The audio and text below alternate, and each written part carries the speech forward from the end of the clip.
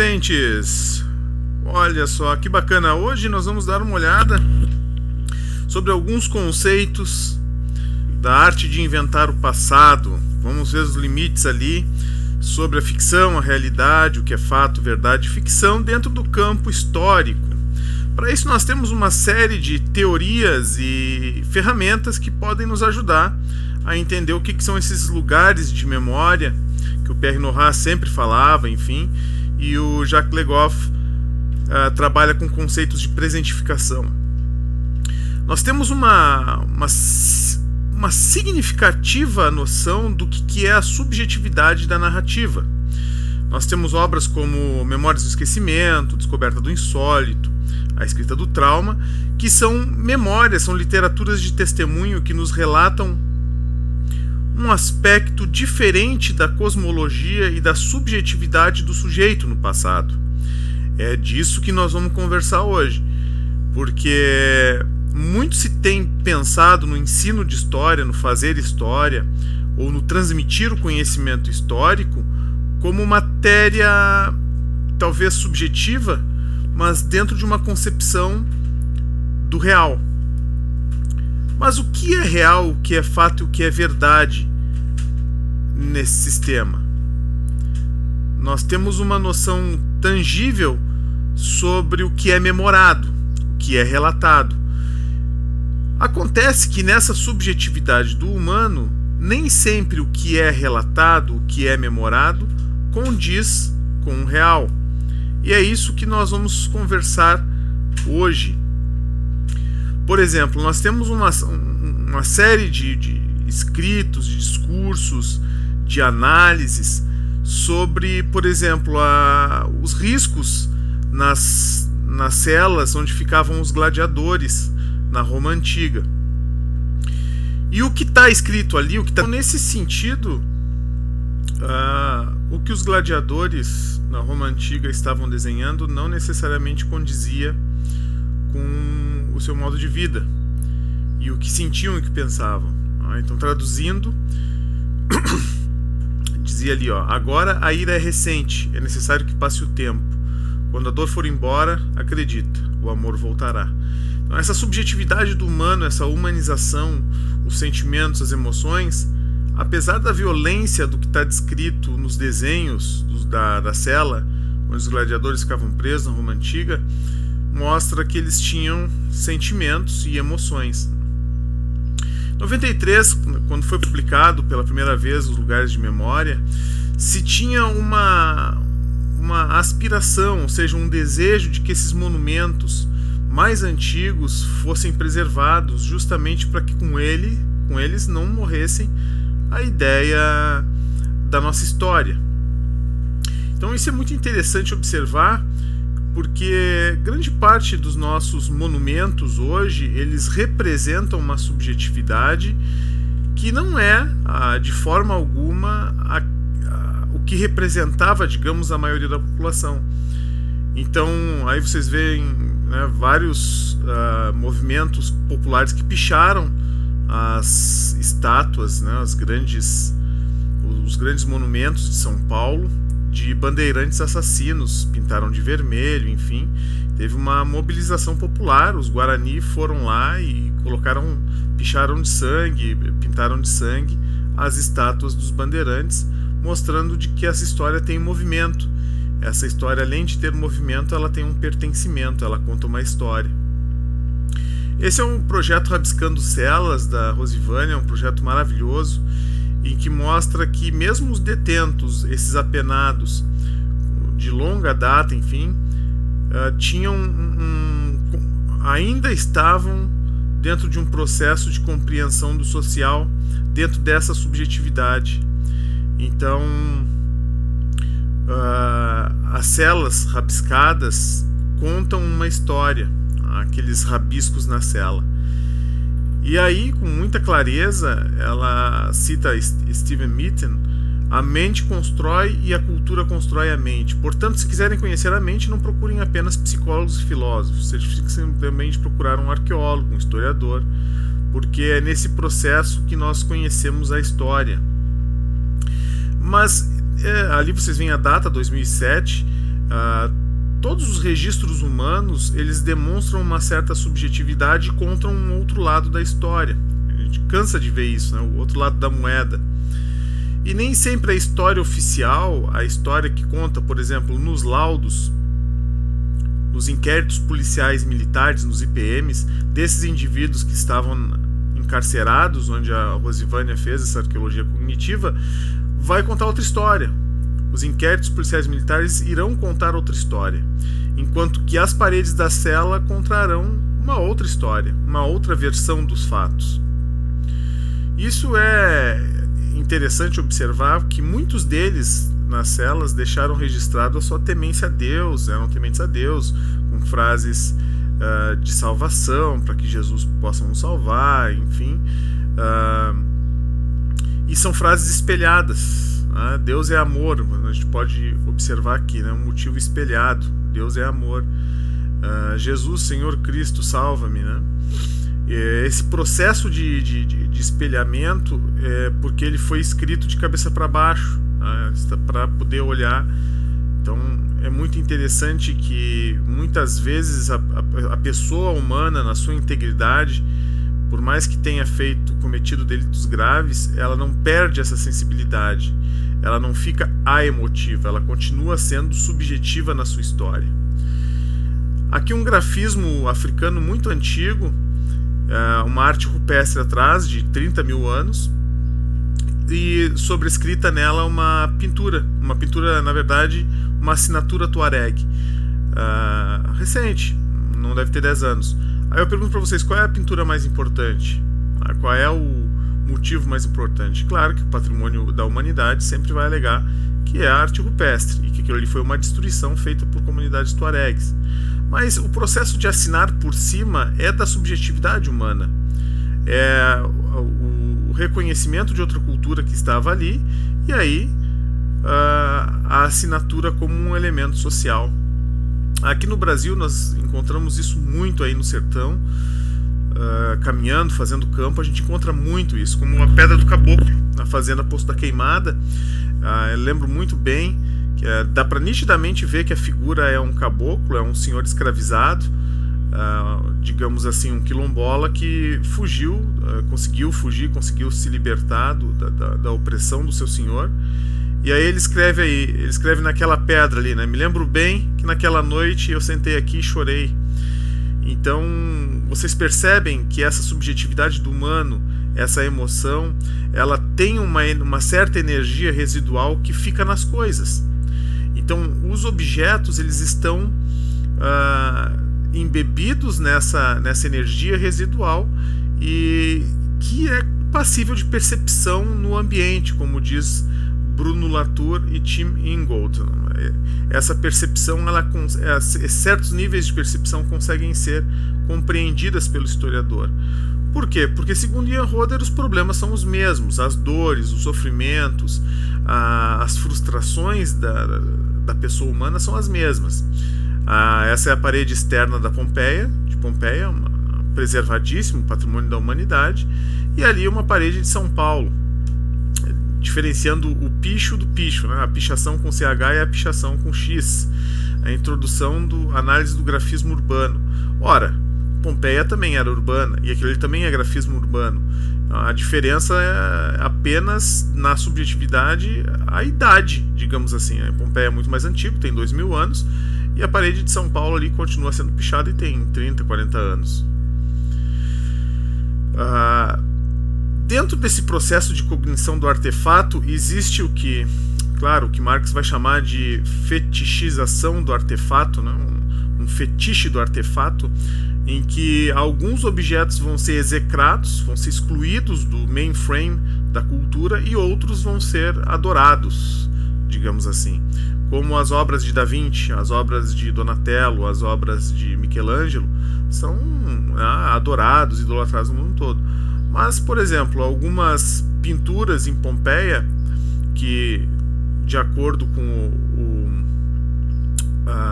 politicamente correto, são pornográficas. e elas deveriam ser excluídas então ali do mainstream da discussão histórica. Mas percebam que o culturalmente correto, ele é da nossa época. Ele é um conjunto de elementos agregados da nossa geração, da nossa época. É meio complicado nós transmitirmos para o passado esses signos que hoje representam elementos diferentes da cultura humana. E essa sobreposição de signos sempre foi uma mania da antiguidade, né, da humanidade. Lembrem-se do rei lá, da revolução do Akhenaton no Egito, onde ele transformou todos os deuses, o sistema politeísta num único deus, o disco solar Aton.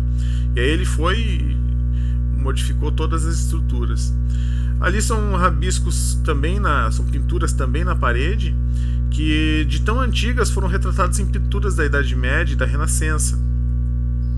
Ou seja, não é de agora que o ser humano deixa marcas, deixa esse registro para que o coletivo observe.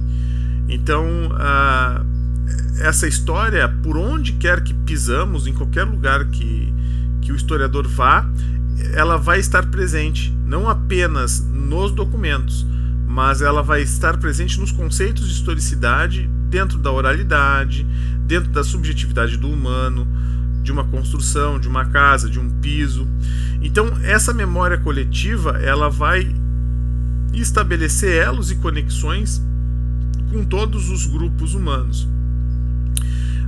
Essa fetichização do objeto, do artefato, está na representação mais antiga da crucificação de Jesus. O pessoal sempre coloca em questionamento se Jesus é uma figura histórica ou não. Basta olhar em Flávio Joséfos, na descrição de Flávio Joséfos, sobre como era Jesus e quem era. É um historiador judeu que retratou bem a figura de Jesus. Mas vejam bem, no Gólgota tem um desenho, bem onde Jesus foi crucificado, tem um desenho que é uma caricatura. É uma caricatura, é a primeira imagem de Jesus, digamos assim, o primeiro desenho dele, né? Ele foi retratado com uma cabeça de cavalo. Por quê? Porque quem apanhava que nem louco naquela época eram os cavalos. Os cavalos eram animais de carga e não reagia. Era essa figura que foi relembrada de Jesus. Então nós vemos ali um fariseu zoando dele e a palavra Nazareno aqui embaixo, né? Nazareno, e aqui a ferida de morte no lado direito, e essa é a crucificação, a imagem mais antiga de crucificação de Jesus. Então ela foi um caricato, a figura foi uma figura caricatura, né? Caricaturada, né? A gente vê a figura com a mão assim zoando de Jesus, desce daí agora, porque Jesus não reagia quando era agredido. Nós temos a Acrópole de Atenas, onde ela está numa posição que todos conseguem.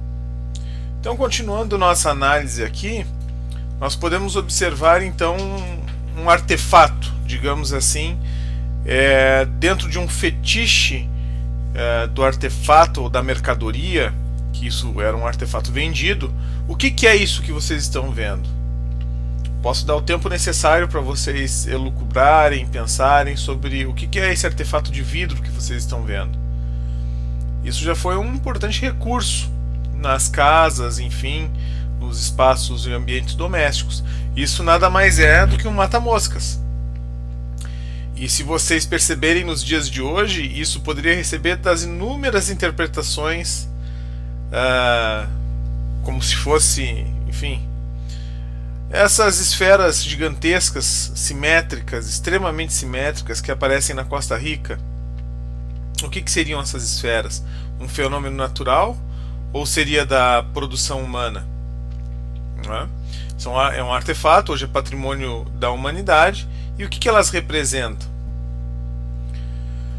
François Hartog nos lembra muito bem de que reconstruir ou reconstituir o conceito de memória e história tem uma dualidade sempre de quem está no presente e aquilo que ocorreu de fato no passado. Portanto, história pode ser visto como uma prática social. A história tem como fonte seu documento das mais variadas matrizes, e esse documento contém um discurso. E esse discurso é a presentificação do seu passado. Ou seja, é no presente que nós reinterpretamos algo do passado. A complexidade disso vem até de uma deusa grega, Mnemonisa, né, a memória, que é a representação do passado, do vivido, e está no campo do onírico, dos sonhos. Porque se é rememorado, se está no campo da mente, da tela mental, ou seja, nós nos lembramos disso, uma memória vivida, tudo bem, mas e se essa memória ela é muito distante? Não pode ser vivida e memorada na mente, ela não está na mnemonisa, ela está então no discurso, e aquilo que é contado repetidamente se torna verdadeiro.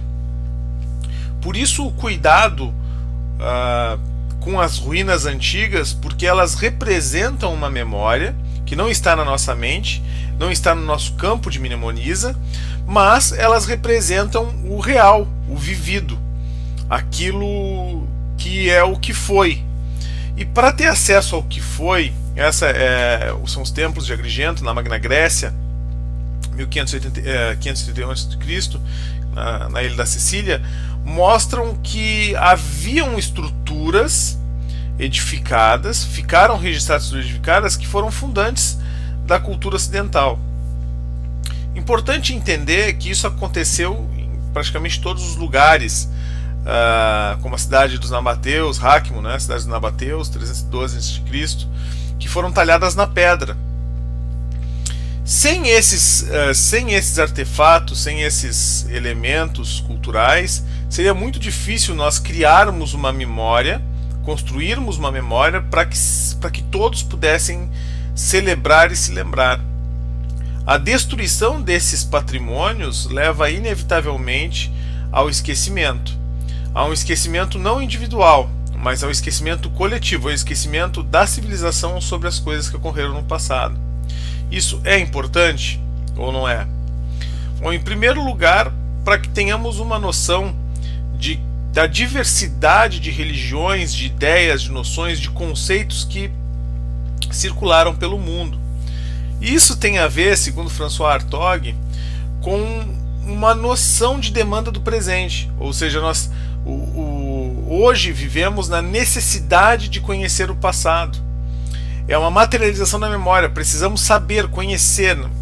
Mário de Andrade e Luiz Magalhães já tinham projetos de preservação do folclore brasileiro porque sabiam e tinham uma certa noção de que a dinâmica, o dinamismo dessas estruturas podem acabar sendo reescritas a nível nacional. O monumento trabalha a memória e a mobiliza através da emoção e do afeto. É esse sentimento de que eu sou descendente, ou são meus ancestrais, ou é a minha história, que faz com que nós a preservamos. Essa é a ilha de Lésbica, né? Helênico de Lesbos, é uma ilha do Templo de Atenas, que fica na ilha de Lesbos, né? Com o povo lésbico. E é importante observar que essas ruínas elas preservam dicotomias que hoje são questionadas, mas que são verdades universais, tá? Como a princesa Safo, a rainha Safo, depois se tornando rainha. Então isso no século VII a.C. E está preservado, e se mantém preservado. Para que a história escrita seja comprovada pela história arquitetônica, pelo patrimônio edificado. A mesma coisa foi a Guerra Púnica em Cartago, foi a queda, né, a queda de Cartago. Essa aqui era a capital, a Real Volubilis. Essa hoje se mantém preservada, porque esse arco foi erguido a um dos últimos Flavianos, digamos assim, da dinastia dos Flavianos, que era Carácala, um general militar e foi imperador de Roma, extremamente cruel, e impôs colônias na Nigéria, e esse aqui é o arco de Carácala. A Real Volubilis era a capital em tal do Império Romano. Para mostrar um pouco dessa crueldade de Carácala, aí está um crânio relativamente jovem, porque não está fechado as órbitas, o ocular não está fechado ainda, mas vocês vejam praticamente sem dentes na boca, e alguns dentes extraídos por forma violenta, e a lança atravessando o crânio de ponto a ponto. Então, os resultados das guerras púnicas. Então, a François Doss nos fala sobre a história social da memória, que ela tem uma função, ela tem uma estrutura de significado que vale a pena ser vivida, vale a pena ser rememorada. dentro dessa retórica da perda, onde alguma coisa vai se perder, é impossível preservar tudo, mas que a memória ultrapassa essa dimensão individual. Segundo Michael Pollack e Maurice Haubois, a memória ela ultrapassa os limites do indivíduo e se torna então patrimônio do coletivo, do ideário coletivo.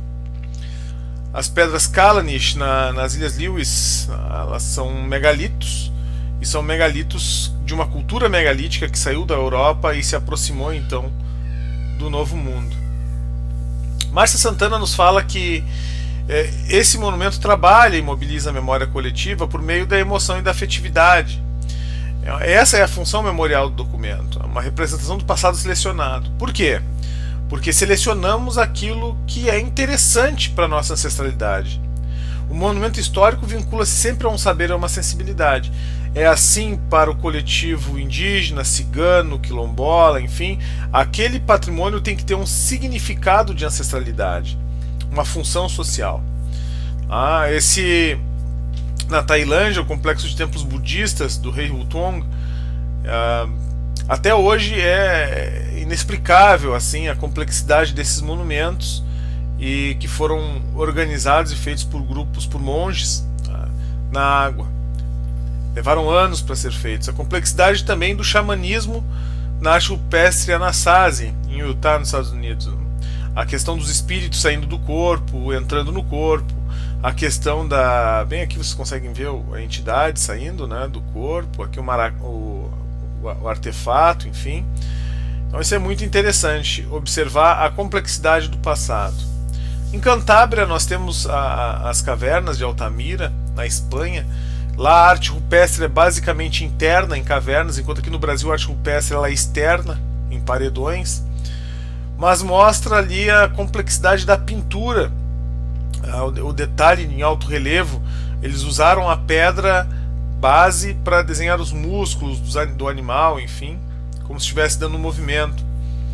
E não só de pedra, de material rígido, se faz ali essa questão da memória. O baobá africano, né, a Lumsonia grandinieri, ela é a terceira maior sequoia do mundo, e ela é importantíssima, porque tem algumas sequoias dessas árvores como o baobá, que tem mais de 3.000 anos. São árvores antiquíssimas, assim, a idade a perder de vista. E que provavelmente presenciaram todos os processos históricos, como entes, né, como seres sagrados. Essa é uma base de uma coluna em Ankara, na Turquia, mostrando seres alados, 645 a.C., e como esses seres alados teriam trazido a agricultura e teriam trabalhado essa questão dos grãos, dos alimentos. A escrita cuneiforme na Mesopotâmia, que até hoje ela foi traduzida e até hoje ela está sendo decodificada, mas que mostra basicamente como que essas populações tinham outros níveis de significado e outras formas de se expressar culturalmente. Esse é um Parque Laos, em Camboja, né? O Chiang Kuan, onde nós vemos aí num período muito antigo, foi representado pelo escultor o Bonleua, 1958, as diferentes manifestações das personificações ideárias, né, como a raiva, o ódio, a paz, o amor, enfim, a morte, a vida, e isso fica como patrimônio da humanidade. Então isso está muito além da Pedra do Cal, como diz Maria Cecília Fonseca, porque existe uma identidade, um reconhecimento, um espelhamento nesses valores. E para isso existe uma lei, a Lei 3.551 de 2000, sobre o registro dos bens culturais de natureza imaterial. Esses monumentos são narrativas ou formações discursivas que reproduzem a estrutura social de quem se plantou. Então todo artefato, todo e qualquer monumento, escultura, ele é o resultado de uma manifestação social. Ele é o resultado de uma agência cultural, de um protagonismo de um povo, assim como os egípcios. Até hoje existe uma massiva influência das mídias, enfim, dizendo que isso foi construído pelos alienígenas. Bom, como o patrimônio da humanidade, aquela região do Egito é caríssima, e aí é lógico que os bancos, atribuindo essa construção aos alienígenas, conseguem alienar essas terras por um valor especulativo maior, ou inclusive conseguem tirar o papel da sociedade humana da construção das pirâmides, fazendo crer com que, se foram os alienígenas que construíram, então isso não é só do Egito, isso é de quem detém o controle dos aliens, no caso, né? Então é o imperialismo funcionando a serviço, de serviço ao patrimônio. Márcia Chuva, um dos arquitetos da memória, trabalha essa preservação com muita clareza, uma noção de patrimônio cultural no Brasil que é diferente da noção do patrimônio no restante do planeta.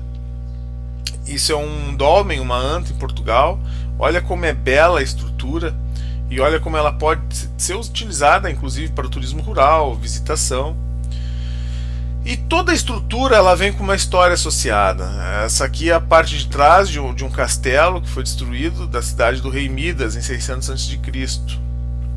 Antônio Nogueira vai nos falar em 2014 que essa noção de patrimônio ela é tributária, sim, do fazer história do século XIX. Existe uma conservação e uma manipulação de operar os deslocamentos dessas sensibilidades temporais. Nós chamamos de boom da memória, ou seja, uma revalorização dessas estruturas que nos antecedem. Masada em Israel, fruto de várias guerras, que foi atacada constantemente. Esse é o Templo do Sol na Índia, 1250 no Domini, no século XIII. Isso é tudo feito num bloco de pedra. Veja a complexidade dessa estrutura. Então nós temos ali um forte questionamento da ordem do tempo, desses regimes de historicidade, como que a sociedade trata seu passado. Será que hoje no tempo presente nós temos uma vontade de memória, e de que memória é essa? Que memória nós queremos contar? Como que nós nos apoderamos desse passado e o tratamos como nosso? Qual passado seria o nosso? Aqui um exemplo muito claro, então, quando a estátua de Buda foi destruída pelo Islã, e aqui ela vazia já, completamente destruída. Essa é a destruição de Palmira, na Síria, em 2008, uma cidade semita de 2.300 anos antes de Cristo, importante, uma cidade de capital seleucida, romana e bizantina, na Rota da Seda, abandonada em 1932. Pois é, ela foi completamente destruída, então, por ação do Islã. Então, esse aqui é o Templo de Bebel destruído, aquele erguido, ele já destruído no chão. Então, ou seja, claro que como não é interessante para o fundamentalismo islâmico contar essa história, então simplesmente se destrói, se apaga essa memória e se constrói em cima. Aqui já está o templo todo destruído, todo quebrado. Vocês veem que nos blocos a fratura é recente, então foram explodidos. Então, nesse sentido, o equilíbrio entre conservar, destruir e transformar impõe escolhas e tomadas de decisão que exigem, tanto por parte daqueles diretamente engajados ou afetados pelas políticas do patrimônio, como de todos envolvidos no conhecimento, sobretudo o compromisso com a causa da preservação. Então vocês observem que a destruição do templo, com o templo de Bebel e com os outros templos que foram destruídos, percebam que há um fundamentalismo religioso ali islâmico, em que a própria Unesco não se meteu. Se eles destruíram, estavam no território deles, destruíram o patrimônio da humanidade. E se era patrimônio da humanidade, era interesse de todos. Foi destruído e nenhuma atitude jurídica foi tomada. Por quê? Porque existem interesses além da política de preservação do patrimônio. Isso nós vamos ver nas aulas seguintes. Era isso para hoje, pessoal. Muito obrigado. Nós nos encontramos por aí.